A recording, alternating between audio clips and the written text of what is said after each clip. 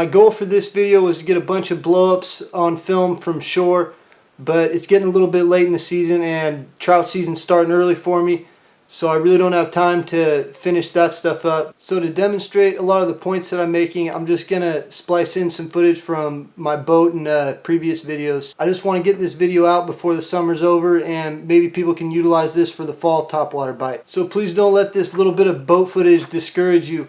Again, I've found some of my favorite spots from just walking the banks in the evening.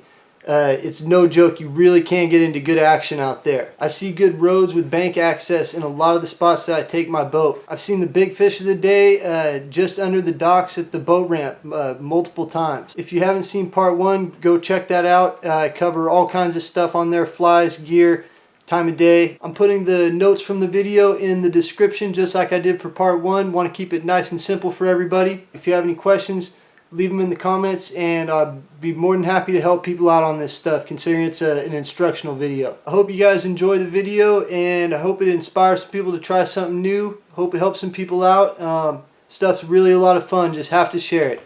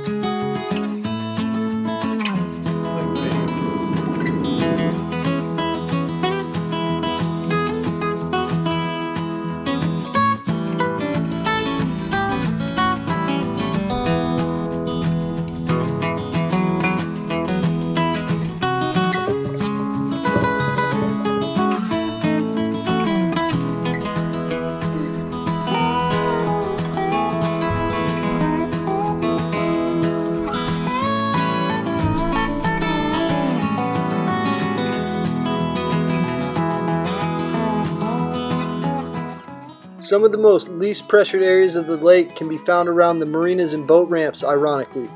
Yeah, some of these areas will get hit pretty hard with bank fishermen, but most of the fishing pressure on the lakes come from bass boats, and the bass guys are usually going a ways away from the marinas. So for the most part, a lot of these areas can get overlooked pretty easily.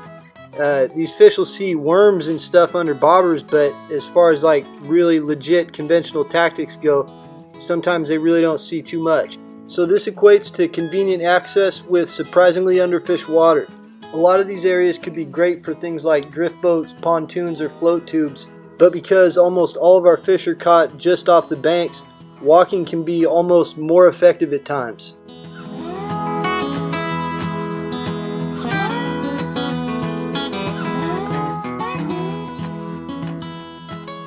You can get a good idea of what's under the water's surface from just looking at the banks.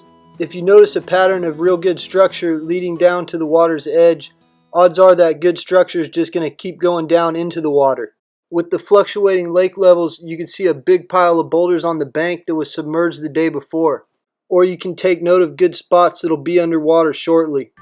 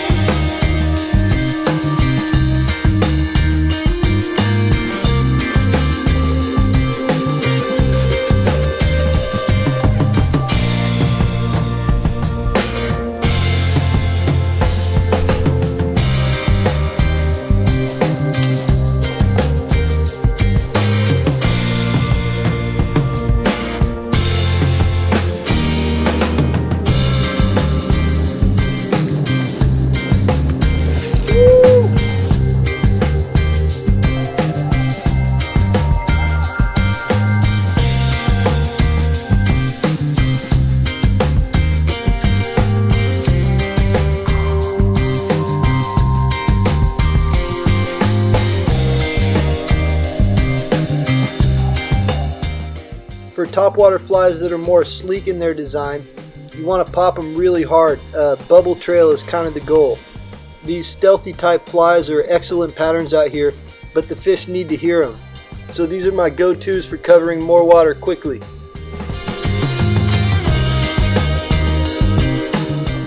This is one of those sleek flies you want to pop really hard. For these more standard type diver flies, you want to ease up on the popping a little bit, cover the water just a tad slower. Standard poppers can be pretty easy to over pop. Slow them down and keep it quiet. Really work the pauses for the poppers. These are really good options for hitting isolated structures slowly, but not so much for covering water. So watch what I do in this scene here right after the cast. Before I start retrieving the fly, I want to make sure all my slack's pulled in and my line is nice and tight.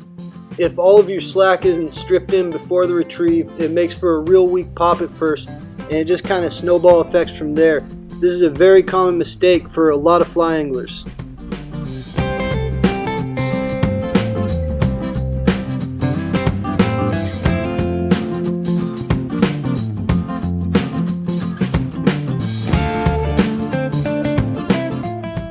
To keep your line tight throughout the retrieve, you want to keep your rod pointed down as close to the water as you can, if not actually in the water. This is a little easier said than done when you're on the bank up a ways from the water though. Your rod tip can hit on rocks and stuff, so you just got to kind of do whatever you can do.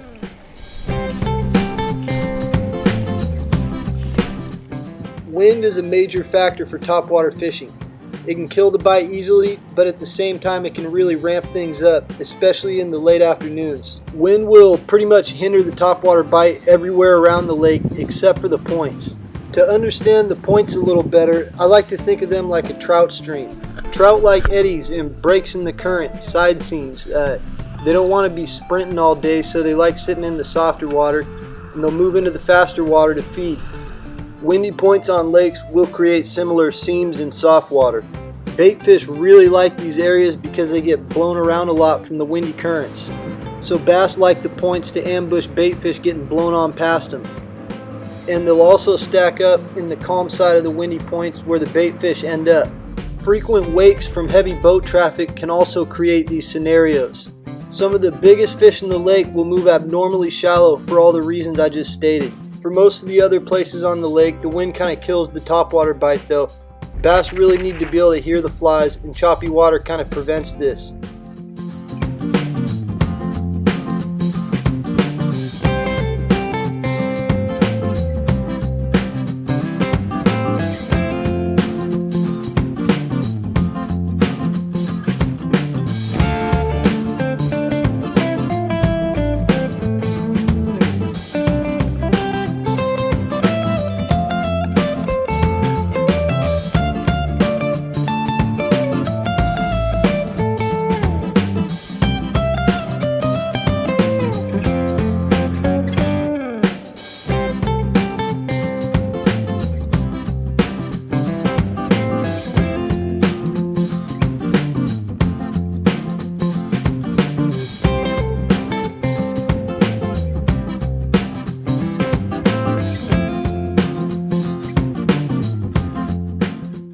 So that's it for my topwater videos. Again, I put the notes in the description.